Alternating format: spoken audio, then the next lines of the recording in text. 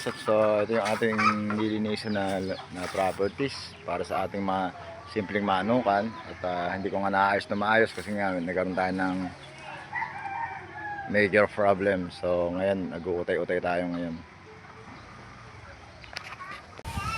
So ayun mga lods, sisimulan na natin ating maliit na manukan. So medyo hindi tayo nakapag-utay-utay kasi nga nagkaroon tayo ng major na problema. So ginagawa ko na lang dito, lilinisin ko sa umaga. Sa hapon, ganun din. Konti-unti lang kasi wala rin akong makakatulong dito.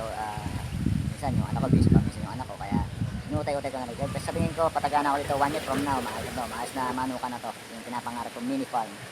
So yun, umumpisahan ko na yung ating pagtatrabaho. Yun, makakuha tayo ng gamit.